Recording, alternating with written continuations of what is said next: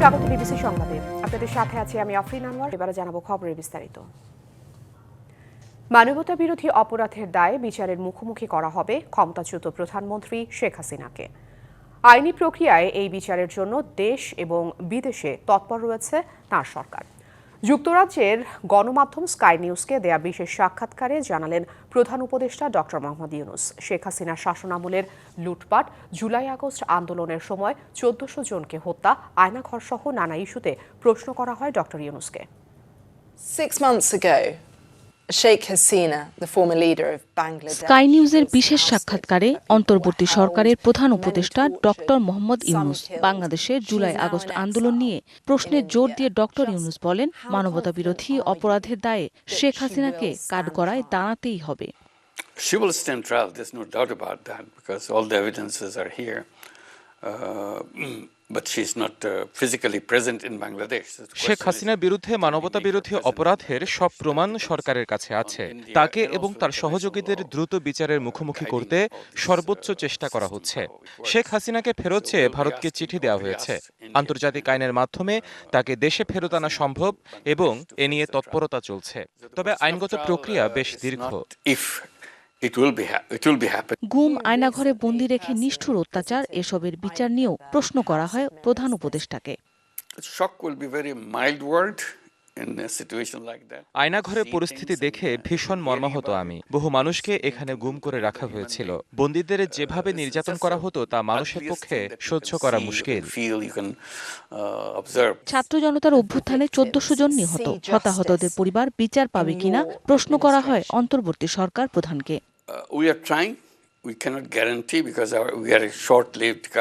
পুরো সরকারই জড়িত ছিল, তবে কারা স্বেচ্ছায় কাদের বলপূর্বক করানো হয়েছে সেসব বিষয়ে খুব সতর্কতার সাথে ব্যবস্থা নিচ্ছে সরকার। এই কারণে এতেও সময় লাগছে। শেখ হাসিনার ছোট বোন শেখ রেহানার মেয়ে যুক্তরাজ্যের পদচ্যুত মন্ত্রী টিউলিপ সিদ্দিকীর বিরুদ্ধে দুর্নীতির অভিযোগ আনা হয়েছে। বাংলাদেশেও তার বিরুদ্ধে তদন্ত চলছে। তাকে দেশে ফিরিয়ে আনা হবে কিনা জানতে চাইলে ডক্টর ইউনূস বলেন, এটা আইনগত বিষয়, প্রমাণিত হলে ব্যবস্থা নেওয়া হবে। So whether we can bring back a UK citizen for trial in Bangladesh. Mousumi Shanta, DBC news desk. অন্তর্বর্তী সরকারের ক্যানভাস বড় হলে সুযোগ পাবে পতিত আওয়ামী লীগ, বাড়বে নানা সংকট। ছাত্রদের নতুন দল গঠনের পর অন্তর্বর্তী সরকারের নিরপেক্ষতা নিয়েও রয়েছে নানা প্রশ্ন। এত সব প্রশ্ন সামাল দিতে রাজনীতির নয়া মেরুকরণে কৌশলী বিএনপি। ভোটের মাঠে নিজেদের অস্তিত্ব রক্ষায় তৃণমূলকে সতর্ক বার্তা দিয়ে রেখেছে কেন্দ্রীয় বিএনপি।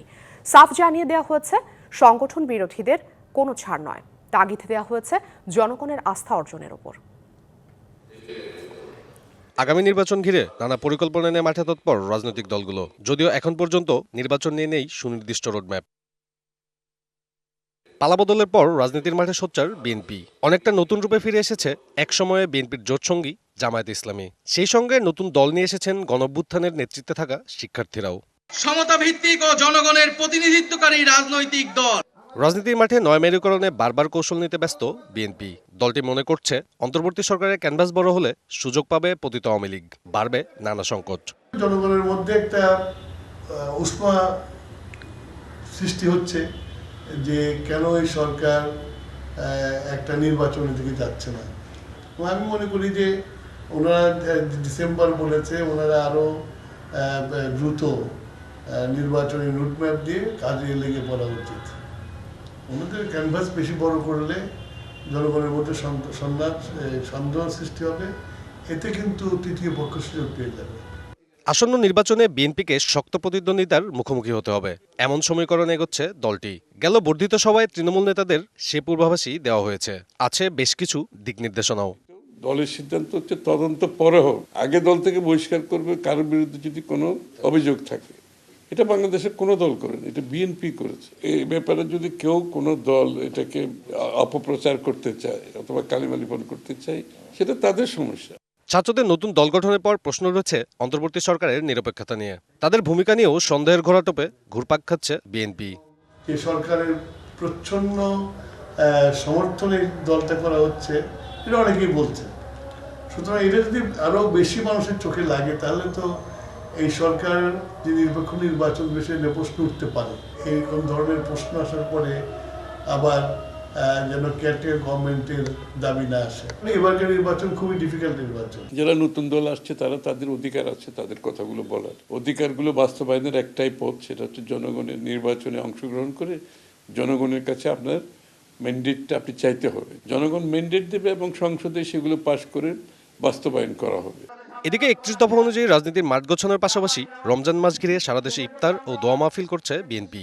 এ সময় দলের নেতাকর্মীদের সামাজিক কর্মকাণ্ডে জনসম্পৃক্ত থাকারও নির্দেশনা দেওয়া হয়েছে। সাব্বির রোজ, ডিবিসি নিউজ, ঢাকা। শেখ হাসিনার বিচারের সাথে নির্বাচনের কোনো সম্পর্ক নেই বলে মন্তব্য করেছেন বিএনপির স্থায়ী কমিটির সদস্য আমির খসরু মাহমুদ চৌধুরী। বলেন, নির্বাচিত সরকারও শেখ হাসিনা সহ আওয়ামী লীগের অপরাধীদের বিচার করার বিষয়ে প্রতিশ্রুতিবদ্ধ থাকবে। রাজধানীর একটি হোটেলে বিএসবিআর আয়োজিত গোলটেবিল আলোচনা শেষে সাংবাদিকদের এসব কথা বলেন তিনি। শেখ হাসিনার বিচার চায় না বাংলাদেশে কেউ আছে আমার তো জানা নেই। শেখ হাসিনার যতগুলো মামলা আছে এগুলো তো অনেকগুলো মামলা আছে এবং এগুলো বিচারিক প্রক্রিয়ার মাধ্যমে একটার পর একটা সমাধান হতেই থাকবে। সুতরাং বিচারিক প্রক্রিয়ার সাথে নির্বাচনের কোনো সম্পর্ক নেই। মারামারি, হানাহানি, হল দখল কিংবা সাধারণ শিক্ষার্থীদের জিম্মি করা, এ সবকিছুই এখন অতীত বরিশাল বিশ্ববিদ্যালয়ে। 5ই আগস্টের পর পুরোপুরি পাল্টে গেছে ক্যাম্পাসের চিত্র। শিক্ষার্থীদের দাবির মুখে ক্যাম্পাসে রাজনীতি বন্ধ করা হলেও নানা উপায়ে কার্যক্রম চালিয়ে যাচ্ছে ছাত্র সংগঠনগুলো। সংস্কার করে রাজনীতির সুযোগ অবারিত করার দাবি তাদের। তবে বৈষম্য বিরোধীরা বলছে, ক্যাম্পাসে লেজুর ভিত্তিক ছাত্র রাজনীতির ঠাঁই হবে না। কীর্তনখোলা নদীর তীরে গড়ে তোলা বরিশাল বিশ্ববিদ্যালয় আওয়ামী লীগের শাসনামলে একাডেমিক কার্যক্রম চালুর পর থেকেই ক্যাম্পাসটিতে ছিল ছাত্রলীগের রামরাজত্ব। সরকার পতনের পর সেই পরিস্থিতির আমূল পরিবর্তন এসেছে। শিক্ষার্থীদের দাবির মুখে ক্যাম্পাসে ছাত্র সংগঠন ও পেশাজীবী সংগঠনের রাজনৈতিক কার্যক্রম সম্পূর্ণ নিষিদ্ধ করেছে প্রশাসন। তবে বিভিন্নভাবে কার্যক্রম চালিয়ে যাচ্ছে ছাত্রদল সহ অন্য ছাত্র সংগঠনগুলো। ছাত্রদলের কোনো কমিটি না থাকলেও সক্রিয় অন্তত 4টি গ্রুপ। ক্যাম্পাসের সুস্থ ধারার রাজনীতি চালুর দাবি সংগঠনটির নেতাদের। বিভক্তি না, ব্যাপারটাকে রাজনৈতিক প্রতিযোগিতা আছে। সামনে যেহেতু নতুন কমিটি আসবে, এটা হচ্ছে পজিটিভভাবেই আমরা দেখি। 5 আগস্ট পরবর্তী সময় সকল রাজনৈতিক সংগঠনই ওপেন রাজনীতি চালায়, কোনো কেউ জানি গুপ্ত রাজনৈতিক কার্যক্রম না চালায়। প্রতিষ্ঠার পর ক্যাম্পাসে অনেকটা নিভৃতেই ছিল ইসলামী ছাত্র শিবির। এখন শিক্ষার্থীদের ম্যান্ডেট নিয়ে কার্যক্রম চালানোর কথা বলছেন তারা। সিট বাণিজ্য এবং নানা ধরনের অপকর্ম যেগুলো বিগত ফ্যাসিস্ট সময় ছিল, এগুলো বরিশাল বিশ্ববিদ্যালয় ছাত্র শিবির কোনোভাবেই হতে দেবে না এবং সাধারণ শিক্ষার্থীরাও এটা বিশ্বাস করে। এটা কোনোবারে কোনো ছাত্র সংগঠন এটা করতে পারবে না। আর অন্য ছাত্র সংগঠনগুলো জোর দিচ্ছে শিক্ষার্থীদের দাবি উপস্থাপন ও নেতৃত্ব সৃষ্টি করতে দ্রুত ছাত্র সংসদ নির্বাচন আয়োজনের উপর। শিক্ষকদের যদি সমিতি হতে পারে, কর্মকর্তা কর্মচারীদের জন্য যদি নির্বাচনের মাধ্যমে তাদের প্রতিনিধি নির্বাচনের সুযোগ থাকে, তাহলে ছাত্রদের প্রতিনিধি নির্বাচনের জন্য এই আইনগত জটিলতা দেখিয়ে আসলে খুব লাভ আছে বলে আমার মনে হয় না। আমার দ্রুত একটা ছাত্র সংসদ নির্বাচনের ব্যবস্থাটা শুধু বরিশাল বিশ্ববিদ্যালয় না, সারা বাংলাদেশের সমস্ত ক্যাম্পাসের জন্য করা। ছাত্র আন্দোলন বাংলাদেশ এটাই চেষ্টা করি যে তারা আমাদের শিক্ষার্থীরা যখন রাজনীতিতে বা নেতৃত্বে চলে আসবে, সুযোগ্য, দক্ষ এবং সৎ যখন হয়ে তারা দেশের জন্য সেবা দিবে, তখনই হয়তো বা দেশ এই দুর্নীতিমুক্ত, ফ্যাসিস্ট মুক্ত, বৈষম্য মুক্ত একটি বাংলাদেশ আমরা উপহার পাবো। তবে ক্যাম্পাসে লেজুর ভিত্তিক ছাত্র রাজনীতি চায় না বৈষম্য বিরোধীরা। অন্যান্য সংগঠন তারা তাদের কার্যক্রম বিভিন্ন সময় ক্যাম্পাসের বাহিরে চলমান রেখেছে। বৈষম্য বিরোধী ছাত্র আন্দোলন ক্যাম্পাসের অভ্যন্তরে লেজুর ভিত্তিক ছাত্র রাজনীতি চালুর বিপক্ষে। উপাচার্য বলছেন, মারামারি, হানাহানি, হোস্টেল দখল কিংবা সাধারণ শিক্ষার্থীদের জিম্মি করার মতো ঘটনা এখন আর নেই। তবে বিশ্ববিদ্যালয় আইনে ছাত্র সংসদ নির্বাচনের বিষয়ে উল্লেখ না থাকায় তৈরি হয়েছে জটিলতা। ছাত্র সংসদ এই বিশ্ববিদ্যালয়ে কখনোই ছিল না।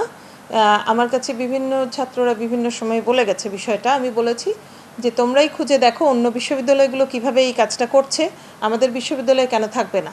আমিও মনে করি যে থাকা উচিত। ছাত্র রাজনীতির নামে যাতে বিভেদ ও সহিংসতা ফিরে না আসে, সেদিকে সতর্ক থাকার তাগিদ শিক্ষার্থী সহ সবার। DBC news desk. অবৈধ টাকা আর মাদক রয়েছে, এই অভিযোগে সামাজিক যোগাযোগ মাধ্যমে ঘোষণা দিয়ে মধ্যরাতে তল্লাশি চালানো হয়েছে গুলশান 2-এর একটি ফ্ল্যাটে। তছনছ করা হয়েছে ফ্ল্যাটের সবকিছু। ওই ফ্ল্যাটের কাজের লোকেরা জানিয়েছেন, সাবেক এমপি তানভীর ইমামের সাবেক স্ত্রীর বাড়ি ওটি। ঘটনার কিছুক্ষণ পর আইনশৃঙ্খলা রক্ষাকারী বাহিনীর সদস্যরা উপস্থিত হলেও এ নিয়ে কথা বলেননি কেউ। এদিকে 3 জনকে জিজ্ঞাসাবাদের জন্য আটক করা হয়েছে।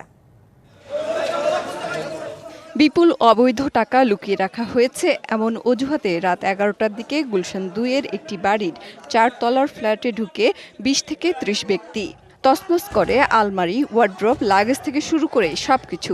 জানা গেছে বাড়িটি সাবেক প্রধানমন্ত্রী শেখ হাসিনার রাজনৈতিক উপদেষ্টা এইচ.টি. ইমামের ছেলে সাবেক এমপি তানভীর ইমামের সাবেক স্ত্রীর। রাত 12টার দিকে গুলশান থানা পুলিশ ঘটনাস্থলে আসে। প্রায় 30 মিনিট পর ঘটনাস্থলে আসে সেনাবাহিনী ও র্যাবও। এরপর বাড়িতে ব্যারিকেড দিয়ে ভেতরে প্রবেশ করে সেনাবাহিনীর একটি দল। বাড়িতে প্রবেশকারীরা জানান ওই ফ্ল্যাটে তানভীর ইমামের অবৈধ টাকা রাখা আছে জেনে এসেছেন তারা। আইন শৃঙ্খলা বাহিনী ছাড়া বাড়িতে প্রবেশ নিয়ে কোনো সদুত্তর দিতে পারেনি তারা। এটা আমরা তল্লাশি করে দেখতেছি অবৈধ কিছু আছে কিনা, এটাই আর কোনো কিছু। আপনাদের কি তল্লাশি করার পারমিশন আছে কিনা? না, আমরাই দেখতেছি নিজেরা, এটাই। আমি মোবাইল অন করেছি, আমি কোনো কিছু তো হাতও দেই নাই এবং কিছু ধরিও নাই। বিভিন্ন হত্যা মামলার আসামি এখানে লুকিয়ে আছে, এই সংবাদ আমরা পাইছি। আমরা এখনো শুনতেছি যে দোতলা আছে। বাড়ির গৃহকর্মীরা জানান তানভীর ইমামের সাথে প্রায় 27 বছর আগে বিবাহ বিচ্ছেদ হয় ফ্ল্যাটের মালিকের। তিনি বর্তমানে বিদেশে থাকেন। আমার সাহেবের মেয়ে থাকতো। সাহেবের নাম বলেন? সাহেবের রহমান শরীফ। জি না, যেটা তামির সাহেব, এটা রহমান শরীফ সাহেবের বাসা। তাহলে তানভীর সাহেবের শ্বশুরবাড়ি? শ্বশুরবাড়িতে এখন না, মানে 2001 সালের দিকে সারাসারি হয়ে গেছে। রাত 2:30টার দিকে গণমাধ্যমের উপস্থিতিতে আইন শৃঙ্খলা রক্ষাকারী বাহিনীর সামনে দিয়ে বের হয়ে যান প্রবেশকারীরা। এই বিষয়ে বারবার যোগাযোগ করার চেষ্টা করা হলেও গণমাধ্যমে কথা বলেনি আইন শৃঙ্খলা রক্ষাকারী বাহিনীর কেউ। মেহের মনি, ডিবিসি নিউজ, ঢাকা। রিসাইকেল কাগজে কেমিক্যাল মিশিয়ে বানানো হচ্ছে ধপধপে সাদা। তাতেই ছাপানো হচ্ছে বিনামূল্যের পাঠ্য বই, যাতে স্বাস্থ্য ঝুঁকি বাড়ছে শিশুদের, মান কমছে পাঠ্য বইয়ের। এবার বেশ কয়েকটি ছাপাখানার এমন কার্যক্রম চিহ্নিত করেছে জাতীয় শিক্ষাক্রম ও পাঠ্যপুস্তক বোর্ড। এরই মধ্যে প্রায় 1 লাখ বই ফেরত দেওয়ার নির্দেশ দেওয়া হয়েছে 5টি ছাপাখানাকে। আওয়ামী লীগ সরকার পতনের পর আগের টেন্ডার বাতিল ও পরিমার্জন করে বিনামূল্যের পাঠ্য বই ছাপানোর কার্যক্রম শুরুতে দেরি হলেও এবার বইয়ের মানের বিষয়ে কঠোর সরকার। জোর দেয়া হচ্ছে কাগজের মানেও। তবে তড়িঘড়ি করে বই ছাপানোর সুযোগ নিয়ে এবার মানহীন কাগজ দেওয়ার চেষ্টা করেছে বেশ কিছু ছাপাখানা। ভয়ঙ্কর বিষয় হলো রিসাইকেল পেপারে কেমিক্যাল মিশিয়ে সাদা বানানো কাগজে বই ছাপানোর বিষয়। বই যখন ছাপা হয় কারখানায় প্রচুর ডাস্ট তৈরি হচ্ছে। এটা কেন? ওই কেমিক্যালগুলো এই ডাস্টটা তৈরি করছে। এটা কারখানার যারা শ্রমিক তাদের স্বাস্থ্যের জন্য একটা ঝুঁকি। দ্বিতীয়ত ঝুঁকি হচ্ছে এই ওয়েস্ট পেপার দিয়ে যখন বইগুলি শিক্ষার্থীদের হাতে যায়, সেখানে তারা বইটা হাত দিয়ে ধরে, সারা বছর এই বই ব্যবহার করে, ক্ষতিকর কেমিক্যাল আছে সেগুলো কিন্তু এর মধ্যে আছে। তো ফলে এইটা যখন শিশু ব্যবহার করে তখন কিন্তু এটা তার স্বাস্থ্য ঝুঁকি বাড়িয়ে দেয়। এরই মধ্যে 5টি ছাপাখানাকে সতর্ক করেছে জাতীয় শিক্ষাক্রম ও পাঠ্যপুস্তক বোর্ড এনসিটিবি। উপজেলায় পাঠানো প্রায় 1 লাখ বই ফেরত নেয়ার নির্দেশও দেয়া হয়েছে তাদের। রাত্রি 11টার পরে মেশিনে নিম্নমানের কাগজ দিয়ে বা এই রিসাইকেল পেপার দিয়ে বই ছাপিয়েছে। ইতিমধ্যে আমাদের যে অভিযোগগুলো আমরা বিভিন্নভাবে পেয়েছি সেগুলো দিয়ে কিন্তু আমরা আমাদের কার্যক্রম অব্যাহত রেখেছি যে কোনোভাবেই নিম্নমানের কাগজে শিক্ষার্থীকে বই দেওয়া যাবে না। তবে দায় অস্বীকার করে নানা যুক্তি অভিযুক্ত ছাপাখানা মালিকদের। কাগজের সমস্যা বা বইয়ের সমস্যা বা প্রিন্টিং বাধাইয়ের সমস্যা যদি থাকে আমাদের রিপ্লেসমেন্ট ওয়ারেন্টি আছে। যখন পিএলআই হয় তখন আমাদের কাছে রিপোর্ট আসে যে আপনার এই বইগুলি ছাপা খারাপ হয়েছে বা বাইন্ডিং খারাপ বা কাগজ নিম্নমানের, এইগুলি চেঞ্জ করে দেন, তখন আমরা রিপ্লেস করে দিই। এমন অনিয়মের বিরুদ্ধে ব্যবস্থা নেয়ার কথা বলছে মুদ্রণ শিল্প সমিতিও। এবং দেখা গেল একটা মিলে আমরা কাগজের অর্ডার দিয়েছি, প্রথমে খুব ভালো কাগজ আসছে, পরে দেখা গেল ডাস্ট কাগজ আসতেছে। তো এই ডাস্ট কাগজ আসার কারণে আমাদের প্রিন্টিংয়ের প্রবলেম হয়েছে। টোটাল বিষয়টাকে এবার বিবেচনায় নিতে হবে। শুধু দৃষ্টি যদি দেওয়া হয় যে প্রিন্টারদের উপরে, এটা কিন্তু ঠিক হবে না। পাঠ্য বইয়ের কাগজের মান নিয়ে অনিয়ম ঠেকাতে সরকারকে আরও কঠোর অবস্থানের দাবি জানিয়েছে সংশ্লিষ্ট সবাই। মনিরুল সোহাগ, ডিবিসি নিউজ, ঢাকা। গণঅভ্যুত্থানের আকাঙ্ক্ষা এগিয়ে নিয়ে যাবে শিক্ষা মন্ত্রণালয়। দায়িত্ব নিয়ে নবনিযুক্ত শিক্ষা উপদেষ্টা CR আবরার একথা বলেছেন। সচিবালয়ে তিনি আরও বলেন, মূল্যবোধ সম্পন্ন নাগরিক তৈরি হোক, যেন দেশের ভেতরেই সবাই ভবিষ্যৎ দেখতে পায়। সচিবালয়ে কথা বলার আগে বেলা 11টায় বঙ্গভবনে শপথ নেন নবনিযুক্ত শিক্ষা উপদেষ্টা। শপথ বাক্য পাঠ করান রাষ্ট্রপতি মোহাম্মদ শাহাবুদ্দিন। অনুষ্ঠানের প্রথমে শহীদদের স্মরণে 1 মিনিট দাঁড়িয়ে নীরবতা পালন করা হয়। শপথ নেওয়া শেষে শিক্ষা মন্ত্রণালয়ের শিক্ষা বিভাগের সকল কর্মকর্তার সাথে কুশল বিনিময় ও পরিচিত হন নবনিযুক্ত শিক্ষা উপদেষ্টা। পরিচিতি পর্ব শেষে তিনি দায়িত্ব বুঝে নেন। বিদায়ী শিক্ষা উপদেষ্টা ওয়াহিদুদ্দিন মোহাম্মদ এর কাছ থেকে। এমন শিক্ষা ব্যবস্থার স্বপ্ন দেখি যেখানে আমাদের ছাত্রছাত্রীরা দেশের ভেতরেই তাদের ভবিষ্যৎ দেখতে পাবে। আমি মনে করি অনেক কিছুই আছে যেগুলো হয়তো 8-10 মাসের মধ্যে যায় সরকারের মেয়াদকালীন সময়। যেটা বললেন যে ছোট ছোট বিভিন্ন জায়গায় নানান রকমের রাষ্ট্র হয়তো আছে, সেগুলোকে ঠিক করে সেটাকে কার্যকর করা, দ্যাট ইজ দ্য গোল। 7 দিনের সময় বেঁধে দিয়ে গাবতলী গরুর হাটে অবৈধ স্থাপনা উচ্ছেদের অভিযান স্থগিত করেছে ঢাকা উত্তর সিটি কর্পোরেশন। গরুর হাট সংলগ্ন অবৈধভাবে বসানো দোকান গুড়িয়ে দেওয়ার পাশাপাশি ইটের গদি ঘরও ভেঙে দেওয়া হয়েছে। পরে উত্তর সিটির প্রশাসক জানিয়েছেন এই জায়গাগুলো অবৈধভাবে ভাড়া দেওয়া হবে, বৈধভাবে ভাড়া দেওয়া হবে। তবে যারা দোকান বসিয়েছেন তাদের দাবি হাট ইজারাদাররা এই জায়গা ভাড়া দিয়েছে। দীর্ঘদিন পর উচ্ছেদে নেমেও অভিযান স্থগিত করতে হলো ঢাকা উত্তর সিটি কর্পোরেশনের। কারণ অবৈধ দোকানীদের নোটিশ না দেওয়ায় তোপের মুখে পড়তে হয় অভিযানকারীদের। তবে আগেই গুড়িয়ে দেওয়া হয় 20টি দোকান।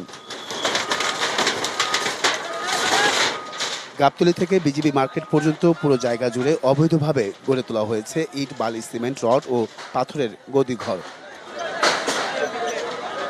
মাস শেষে ভাড়া দেওয়ার পরেও বিনা নোটিশে উচ্ছেদ করায় ক্ষোভ প্রকাশ করেন দোকানীরা। অবৈধ জায়গা ঠিক আছে, আমরা জানি যে 28 তারিখ পর্যন্ত শেষ। তো ওনারা বলছে এটা, ওনারা বা আমরা নিজেরা বলছি যে এটা আমরা সরকার থেকে আবার লিজ আনার চেষ্টা করবো বা আনবো। তা হুটহাটে যে ভেঙে ফেলবে এটা তো আমরা জানি না। আগাম কোনো কথা কইনি, এটা কি ঠিক করেছে? অর্ডারটা দিচ্ছে উনি, 1 ঘন্টা সময় দিব আমাকে যে কি আসবে সেটা ভেঙে আলামো। আমার কাছে 28 তারিখ, 30 তারিখ শেষ, 2 তারিখ শেষ। আপনি নোটিশ দিতেন, হাটমাল নোটিশ তোমার দোকানপাট সব ছড়ে দাও। বৈধভাবে ব্যবসা করার জন্য 7 দিনের সময় দিয়েছে ঢাকা উত্তর সিটি কর্পোরেশন। আপনারা ইতিমধ্যে শুনেছেন যে প্রশাসন মহোদয় এখানে যারা ব্যবসায়ী আছে তাদেরকে 7 দিনের সময় দিয়েছে, যে 7 দিনের ভিতরে তারা এই মালামালগুলো সরিয়ে নেবে। কর্পোরেশনের জায়গা অবৈধ স্থাপনার মাধ্যমে রাজস্ব হারাতে চায় না ঢাকা উত্তর সিটি কর্পোরেশন। এগুলোকে কনভার্ট করে যেগুলো পার্ক এবং ওপেন স্পেস আছে সেগুলো ঢাকার প্রত্যেকটি মানুষের এটির অধিকার। একটি পয়সাও সিটি কর্পোরেশনকে ভাড়া দিচ্ছেন না। তো সুতরাং এখানে যখন দখল হয়েছে সেই দখলও আমাদেরকে না জানিয়ে করেছেন। স্বাভাবিকভাবেই আমরা আমাদের দখলকে পুনরুদ্ধার করতে এসেছি। গাবতলী হাট এলাকায় 30 একর ও পুরো বেড়িবাঁধ এলাকায় 150 একর জায়গা অবৈধভাবে দখলে আছে। Ariful Islam, DBC news, Dhaka. ঈদ উপলক্ষে বর্ণিল সাজে সেজেছে রাজধানীর বিপণী বিতানগুলো। নারী, পুরুষ, শিশু সবার পদচারণায় সকাল থেকে রাত পর্যন্ত চলছে কেনাকাটার ধুম। মেয়েদের মতো এবার ছেলেদের পোশাকেও এসেছে বৈচিত্র্য। মাসব্যাপী সিয়াম সাধনার পর নতুন পায়জামা ও পাঞ্জাবি পরে ঈদের নামাজে শরিক হবেন ধর্মপ্রাণ মুসল্লিরা। উৎসবের পাঞ্জাবি কিনতে এখন থেকেই রাজধানীর বিভিন্ন শপিং মলে ভিড় করছে সকল বয়সের মানুষ। এমনই দৃশ্য ঢাকার বসুন্ধরা শপিং কমপ্লেক্সে। এবার ঈদে আমি নিয়ত করে যে সুতির পাঞ্জাবিটাই নিব। গত বছরের তুলনায় এই বছর প্রাইস মূল্য একটু বেশি। ছেলেদের পোশাকের দাম তুলনামূলক সাধ্যের মধ্যেই আছে জানান ক্রেতারা। এই কালেকশনগুলো একটু মোটামুটি ভালো, হ্যাঁ, আর রিজনেবল প্রাইসে আছে এগুলো। সুতির পাঞ্জাবি বললে ভালো লাগে গরমকালে। আরো গেল বছরের তুলনায় এবার ভালো ব্যবসা হবে আশাবাদী বিক্রেতারা। রমজান শুরু হচ্ছে, বেচাকেনিও ভালো হচ্ছে, কাস্টমার ক্রেতাও বাড়তেছে আমাদের। ডিফারেন্ট ফর্মালের মধ্যে এগুলি আসছে ইন্ডিয়ান, তারপর শার্ট আসছে, টি শার্ট আসছে, এগুলি নতুন চলতেছে এখন চাহিদা এগুলি। ইন্ডিয়া থেকে তো পাঞ্জাবি আসছে না এবার, আমরা বেসিক্যালি পাকিস্তানি যে পাঞ্জাবিগুলো ওগুলো আমরা প্রোভাইড করছি। তো আশা করি এবার ইন্ডিয়া যেহেতু তেমন যোগাযোগ ব্যবস্থা নাই আমাদের, সেই জন্য আপনার ভালো বেচা বিক্রি হবে। যদি এখনো ঈদের বাকি বেশ কিছুদিন, তবুও মার্কেটে মেয়েদের সাথে তালে তাল মিলিয়ে কেনাকাটায় ব্যস্ত ফ্যাশন সচেতন তরুণরা। সেই তালিকায় সবার আগে পাঞ্জাবি, আর তাতে দেশীয় ডিজাইনই পছন্দ ক্রেতাদের। Manjuma Afroz Nilima, DBC news, Dhaka. সড়কের ইফতারে অসহায় মানুষের ইফতার আয়োজনে এগিয়ে এসেছে স্বেচ্ছাসেবীরা। কোনো ব্যানার ছাড়াই মোহাম্মদপুর, লালমাটিয়া সহ বিভিন্ন সড়কে এমন আয়োজনে ইফতার করতে পেরে খুশি হতদরিদ্র সহ বিভিন্ন শ্রেণী পেশার মানুষ। প্রায় 6 বছর ধরে কয়েক ঝাঁক স্বেচ্ছাসেবীদের উদ্যোগে পরিচালিত হয়ে আসছে মেহমানখানার এই ইফতার আয়োজন। নিজেদের অর্থায়নে ইফতার দিয়ে আসছেন তারা। রাজধানীর লালমাটিয়া ডি ব্লকের সড়কের উপর এভাবেই প্রস্তুত হচ্ছে ইফতারের আয়োজন। কেউ বানাচ্ছেন শরবত, খিচুড়ি, কেউ আবার ছোলা তৈরিতে ব্যস্ত সময় পার করছেন তারা। পরে সড়ক পরিষ্কারের পাশাপাশি চলে ইফতার সামগ্রী গোছানোর কাজ। খাবার গ্রহণের জন্য ফুটপাতে বসে পড়েন রিকশাচালক, সুবিধাবঞ্চিত মানুষ সহ অনেকে। বেতন পাওয়া পর্যন্ত আমাদের চলতে হবে, গরিব মানুষ খাই। যেখানে প্রতিদিন 5 থেকে 700 মানুষ ইফতার করে ঘরে ফিরেন, রেখে যান তৃপ্তির হাসি। আজকে করেছি আমরা প্রায় 700 মানুষের আয়োজন করেছি। আমাদের প্রায় 25-30 জনের মতো হয়। আস্তে আস্তে আমাদের ভলেন্টিয়ার রোজার মাসে অনেক বাড়ে, বিভিন্ন জায়গা থেকে আসে, বিভিন্ন গ্রাম থেকেও চলে আসে। এমন উদ্যোগে খুশি ইফতার করতে আসা সেই মানুষগুলো বলেন, সামর্থ্য না থাকলেও ইফতার নিয়ে চিন্তা নেই তাদের, পাশে আছে স্বেচ্ছাসেবীরা। নিলাম একটু খাবার জন্য, সেই জন্য আমার তো টাকা পয়সা নেই। প্রত্যেক বছরে তো জানি দেয়, খাওয়ায়, মানে ভালোর জন্য তো খাওয়ায়। কারো কাছে কোনো ধরনের দেন দরবার নয়, ইচ্ছে করলে সহায়তার হাত বাড়িয়ে আপনিও ভিড়তে পারেন এসব স্বেচ্ছাসেবীদের পাশে। Ariful Islam, DBC news, Dhaka.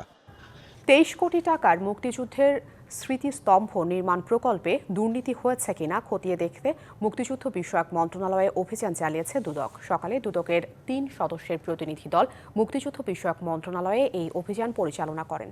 অভিযানে প্রকল্পের নথিপত্র সংগ্রহ করেছেন দুদক কর্মকর্তারা।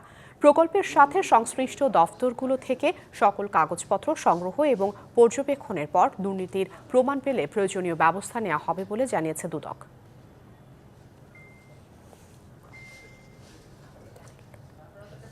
রাইট টু ফ্রিডম নামের মার্কিন থিঙ্ক ট্যাঙ্কের পক্ষ থেকে ঢাকায় নিযুক্ত সাবেক মার্কিন রাষ্ট্রদূত উইলিয়াম বি মাইলাম ও কূটনীতিক জন ড্যানিলোভিজ সকালে আন্তর্জাতিক অপরাধ ট্রাইব্যুনাল পরিদর্শন করেছেন। পরে চিফ প্রসিকিউটর জানান, প্রতিনিধি দলটি জুলাই গণহত্যা ও গত 15 বছরের গুম, খুন এবং সেসবের বিচার প্রক্রিয়া সম্পর্কে জানতে চেয়েছেন। একই সাথে ট্রাইব্যুনালকে সহায়তা করার প্রস্তাব দিয়েছেন। ন্যায় বিচার নিশ্চিতে তথ্য সংগ্রহ ও জনমত গঠনে সহায়তা করতে আগ্রহী তারা। এদিন গাজীপুরের কোনাবাড়িতে হৃদয় হত্যার ঘটনায় সাবেক ওসি আশরাফ উদ্দিন, কনস্টেবল আকরাম হোসেন সহ পুলিশের সাবেক 5 সদস্যের বিরুদ্ধে তদন্ত প্রতিবেদন 15 জুন দাখিলের নির্দেশ দিয়েছে ট্রাইব্যুনাল।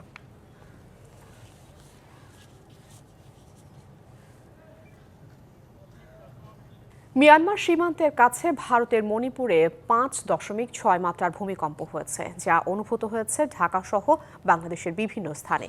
বুধবার বেলা 11:36 এই কম্পন অনুভূত হয়। ভূমিকম্পের উৎপত্তিস্থল মণিপুরের রাজধানী ইম্ফলের কাছাকাছি ইয়াকিপক এলাকায়। এর দূরত্ব ঢাকা থেকে 449 কিলোমিটার। ভূমিকম্পের প্রভাবে কেঁপে উঠেছে ঢাকা, সিলেট ও রংপুর সহ বিভিন্ন এলাকা। এতে আতঙ্কিত হয়ে পড়ে মানুষ, তবে কোনো ক্ষয়ক্ষতির তথ্য পাওয়া যায়নি। এর আগে গত মাসের 27 ফেব্রুয়ারি 5.3 মাত্রার ভূমিকম্পে কেঁপে ওঠে সিলেট সহ আশপাশের এলাকা। নিজের দেশে বাক স্বাধীনতা ফিরিয়ে আনার কথা বলে কংগ্রেসের যৌথ অধিবেশনের ভাষণের সময় প্রতিবাদ করায় এক ডেমোক্রেটিক আইন প্রণেতাকেই বের করে দেন ডোনাল্ড ট্রাম্প। আর ট্রাম্প বিরোধী পোস্টার হাতে দাঁড়িয়ে প্রতিবাদ জানানোর সময় আরেক আইন প্রণেতার হাত থেকে পোস্টারটি ছিনিয়ে নেওয়া হয়। স্থানীয় সময় মঙ্গলবার দ্বিতীয় মেয়াদে প্রেসিডেন্ট হিসেবে মার্কিন কংগ্রেসে ডোনাল্ড ট্রাম্পের প্রথম ভাষণে ঘটে এমন সব কাণ্ড। প্রেসিডেন্ট হিসেবে কংগ্রেসে ট্রাম্পের প্রথম ভাষণ, আর বিতর্ক থাকবে না তা অকল্পনীয়। অধিবেশন স্থলে প্রবেশের সময় ট্রাম্প বিরোধী স্লোগান লেখা একটি পোস্টার হাতে নিয়ে প্রতিবাদ জানাচ্ছিলেন এক ডেমোক্র্যাট আইন প্রণেতা। পোস্টারটি ছিনিয়ে নেন আরেক রিপাবলিকান আইন প্রণেতা। আমেরিকা ইজ ব্যাক স্লোগান দিয়ে ঝাঁঝালো বক্তব্য শুরু করেন মার্কিন প্রেসিডেন্ট। বলেন তার প্রশাসন সবে কাজ শুরু করেছে। সরকারি সেন্সরশিপের অবসান ঘটিয়ে যুক্তরাষ্ট্রে আবার বাক স্বাধীনতা ফিরিয়ে আনবেন বলে প্রতিশ্রুতিও দেন।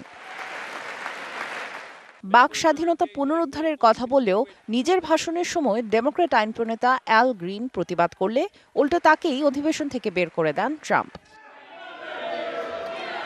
আবার কংগ্রেসে ভাষণ দেওয়ার কয়েক ঘন্টা আগে যুক্তরাষ্ট্রের বিশ্ববিদ্যালয়গুলোতে ফিলিস্তিনের পক্ষে বিক্ষোভ করা শিক্ষার্থীদের জেলে পাঠাতে বা দেশ থেকে বের করে দেওয়ার হুমকিও দেন তিনি। কংগ্রেসের ভাষণে সীমান্ত আইন জোরদার করতে আইন পাশের আহ্বান জানান Donald Trump. Joe Biden president থাকার সময় 2,10,00,000 অবৈধ অভিবাসী যুক্তরাষ্ট্রে ঢুকেছেন। তাদের অনেকেই ভয়ঙ্কর অপরাধী।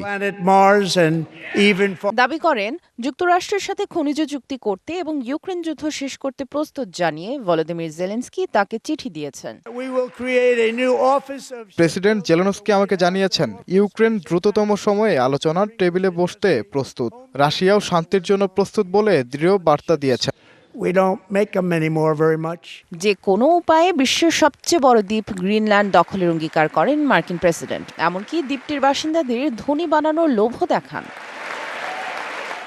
এদিকে মার্কিন শুল্কের আঘাত থেকে বাঁচল না ট্রাম্পের বন্ধু মোদির দেশও। যুক্তরাষ্ট্র থেকে আমদানিতে ভারত 100% শুল্ক আরোপ করে রেখেছে অভিযোগ করে ভারতীয় পণ্যে পাল্টা পদক্ষেপের ঘোষণা দেন।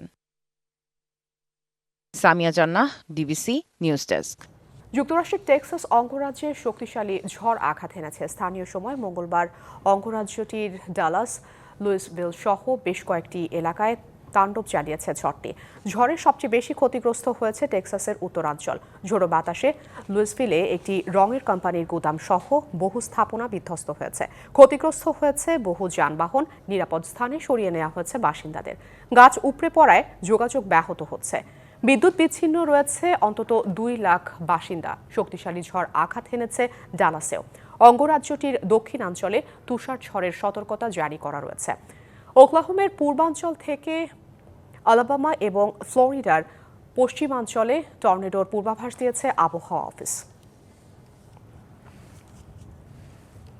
চ্যাম্পিয়ন্স ট্রফির দ্বিতীয় সেমিফাইনালে সাউথ আফ্রিকার বিপক্ষে টস জিতে ব্যাট করার সিদ্ধান্ত নিয়েছে নিউজিল্যান্ড। এই মুহূর্তে সেখানে আছেন লাহোরের গাদ্দাফি স্টেডিয়ামে আছেন আমাদের সহকর্মী শাহন পাপন। আমরা সরাসরি যুক্ত হচ্ছি শাহন পাপনের কাছে। পাপন, টসে জিতে নিউজিল্যান্ড ব্যাটিং করার যেই সুযোগটি নিয়েছে, উইকেট কতটা সাপোর্ট করবে কি মনে হচ্ছে? উইকেট কিন্তু আগেও দেখেছি যে আসলে এখানে রান হয়, অর্থাৎ ব্যাটে বল আসে খুব দ্রুত এবং রান সহজ হয়। এবং আরো একটি পরিসংখ্যান যদি চোখ মেলে সেখানে দেখা যায় যে লাস্ট 5 ইনিংসে ফার্স্ট ব্যাটিং যারা করেছে সেখানে গড় রান হচ্ছে 316, অর্থাৎ 3 শতাধিক রানের যদি গড় হয়ে থাকে শেষ 5 ম্যাচে, তাহলে কিন্তু বোঝাই যাচ্ছে যে লাহোরের উইকেট কেমন হতে পারে। এবং সেখান থেকেই আসলে সেই ভাবনা থেকে হয়তো নিউজিল্যান্ড টস জিতে ব্যাটিং এর সিদ্ধান্ত দিয়েছে, সেটা সে ব্যাপারে আসলে কোনো সন্দেহ নেই। এই মুহূর্তে লাহোরের তাপমাত্রা 24 ডিগ্রি সেলসিয়াস এবং বাতাসের গতিবেগ ঘন্টায় 14 কিলোমিটার। আদর্শ ক্রিকেট ওয়েদার নিঃসন্দেহে কোনো এ ব্যাপারে আসলে কোনো সন্দেহ নেই। যার জন্যই বোধহয় টস জয়ের সাথে সাথেই কোনো শঙ্কা আশঙ্কা কিংবা কোনো বিচার বিশ্লেষণ না করেই কিন্তু মিচেল স্যান্টনার তিনি ব্যাটিংটাই বেছে নিয়েছেন এবং সেটাই কিন্তু অনুমেয় ছিল। আর দর্শকের কথা যদি বলি, হোস্ট সাইড পাকিস্তান তারা কিন্তু আসর থেকে অনেক আগেই চলে গেছে। সুতরাং এই ম্যাচ নিয়ে যতটা আগ্রহ থাকার কথা ছিল ঠিক ততটা দেখা যাচ্ছে না। তবে তারপরেও কিন্তু ক্রিকেট প্রেমী লাহোরের জনগণ তারা কিন্তু স্টেডিয়ামে প্রবেশ করছে। আমরা যেমনটা দেখতে পেয়েছি, তারা দুই দলেরই কারো হাতে সাউথ আফ্রিকা, কারো হাতে নিউজিল্যান্ডের পতাকা, চার্টার প্ল্যাকার্ড এগুলো নিয়ে তারা মাঠে প্রবেশ করছে। আর নিরাপত্তার কথা যদি বলি, পাকিস্তানে এবার এই নিরাপত্তাটা দেওয়া হয়েছে, হয়তো এর আগেও সেই নিরাপত্তা দেওয়া হয়েছে। তবে আমাদের চোখে আমরা প্রথমবারের মতো দেখলাম যে কয়েক স্তরের নিরাপত্তা, কয়েক স্তরের যে আসলে পর্যবেক্ষণ কিংবা চেকিং যাই কিছু বলে না কেন, সেটা দিয়ে কিন্তু মাঠ অব্দি অর্থাৎ স্টেডিয়াম অব্দি পৌঁছতে হয়। সব মিলিয়ে যেটা আমরা দেখতে পেলাম যে পাকিস্তানের এই আসরে চ্যাম্পিয়ন্স ট্রফিতে শুধু পাকিস্তানের জন্য দুঃখ একটাই, তারা আসলে out of tournament right now. Afrin Anwar. Papon, আপনাকে অসংখ্য ধন্যবাদ যুক্ত থাকবার জন্য। সংবাদে এই ছিল এখনকার মতো। ডিবিসি নিউজের সংবাদগুলো পড়তে ভিজিট করুন dbcnews.tv আর ভিজিট করুন ডিবিসি নিউজের ফেসবুক পেজ এবং ইউটিউব চ্যানেল। সঙ্গে থাকুন ডিবিসি।